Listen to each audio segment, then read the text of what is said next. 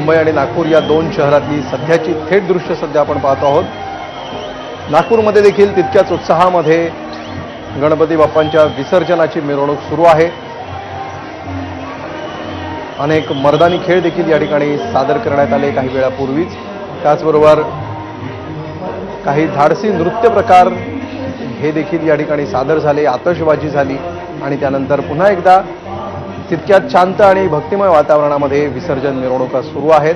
तर मुंबईमध्ये देखील गिरगाव चौपाटी परिसरावर सध्या नागरिकांनी आणि गणेश भक्तांनी गर्दी केलेली आहे। या ठिकाणी अनेक मुंबईतले वेगवेगळ्या भागातले गणपती विसर्जनासाठी दाखल होत आहेत आणि या गिरगाव चौपाटीवर उभं राहून या सर्व गणपतींचं दर्शन घेण्यासाठी, या मूर्ती पाहण्यासाठी अनेक नागरिकांनी गर्दी केली आहे।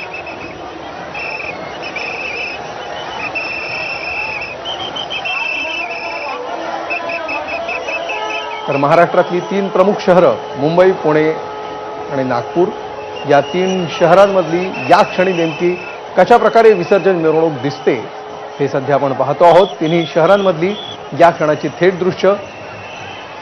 मुंबईतल्या गिरगाव चौपाटी परिसरामध्ये सध्या नागरिकांनी गर्दी केलेली आहे। अतिशय भावमय वातावरणामध्ये तितक्या शिस्तबद्धरित्या मुंबईमध्ये विसर्जन मिरवणुका पार पडत आहेत। पुण्यातल्या अलका टॉकीज चौकातली ही दृश्य आहेत।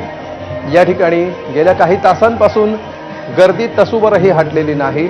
अनेक लोक या ठिकाणी येत आहेत, जात आहेत, मात्र गर्दी तितकीच असल्याचं आपल्याला दिसतं आहे।